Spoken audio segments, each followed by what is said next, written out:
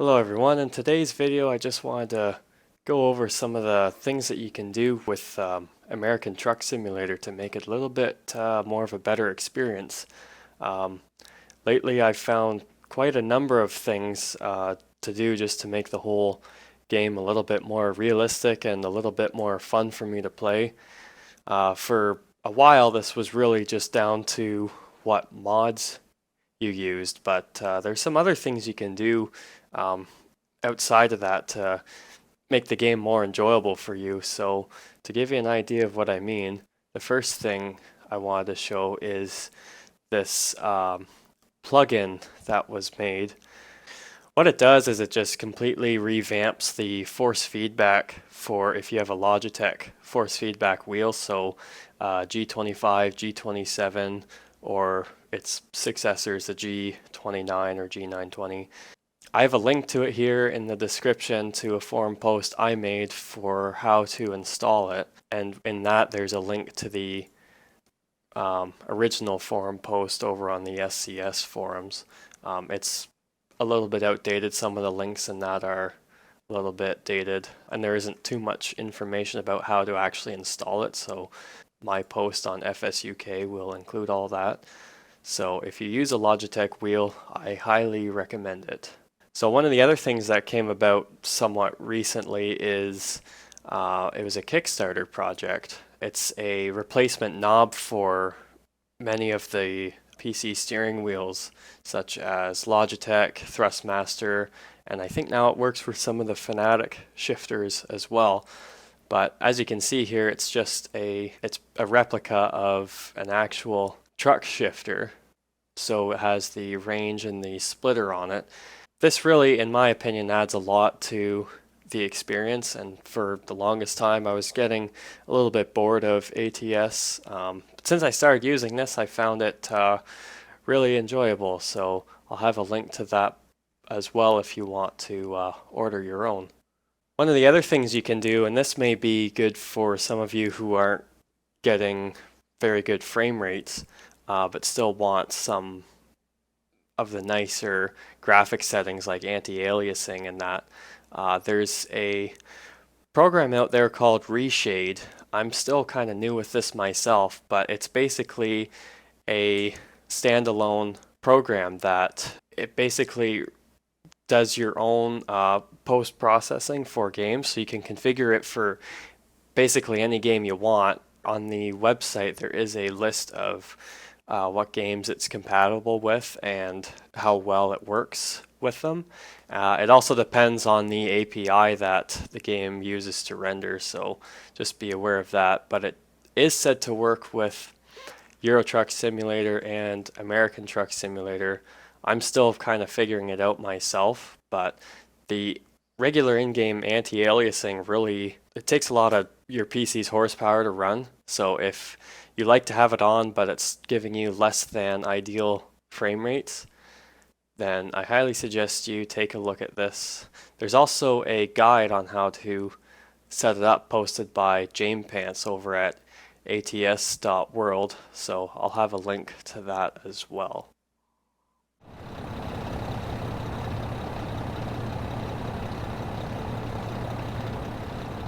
For the remainder of the video, I'll just be talking about some other things briefly while you watch some of my own gameplay, so you can kind of see a little bit for yourself of what all of this amounts to for me. So I guess the last thing really does just come down to what sort of mods you use. If you're looking for a more realistic experience, I highly suggest taking a look at some of the sound mods, especially some of the engine mods. The default sounds in ATS leave a lot to be desired. So for all the in-game trucks as well as mod trucks, take a look around and see if there's some engine mods that feature better sounds, or just sound mods that write over the existing engines. For this truck, the 579, I use a mod that changes all of the PACCAR engine sounds, and in my opinion it's far better than the default ones. You have a look around and pick what you like. I also prefer to set everything up so I don't need any on-screen heads-up displays, just because it in my opinion, makes it a little bit more of a game. If you map your buttons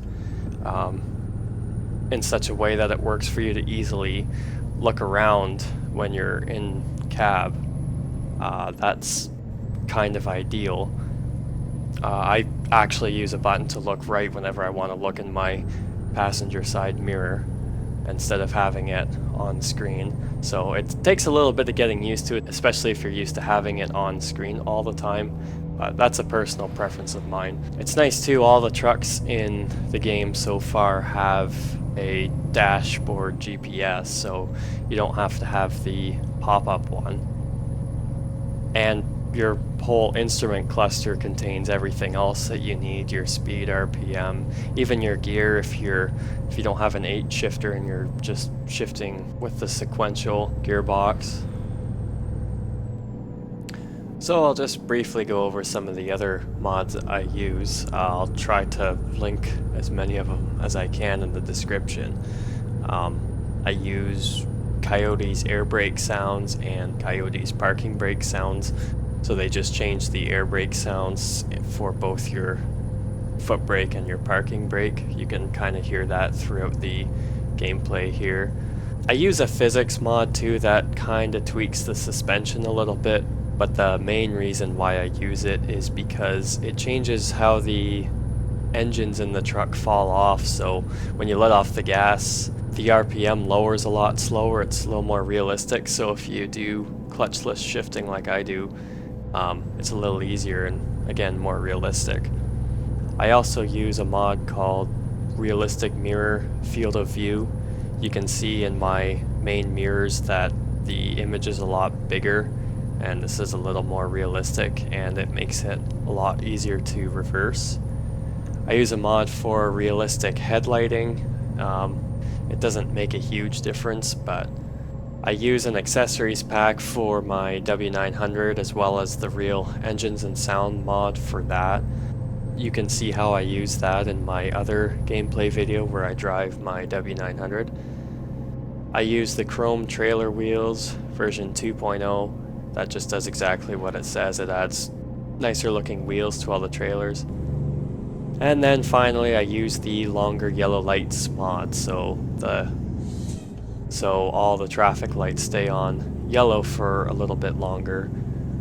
So if you're in the middle of an intersection, you can get through it before the light turns red. So that's pretty much it, guys. If you have a suggestion for a future video you'd like me to make, please feel free to let me know. I'm not really one for just making Let's Plays just because I find that there's already way too many people that do that, and if I'm going to make videos, I'd rather them be somewhat unique and offer a little bit of information. So if you found this video helpful, or if you have any questions from what you see or what you've heard, please feel free to ask. So thanks for watching, guys. I'll just let you enjoy the rest of the video here, and I'll see you next time.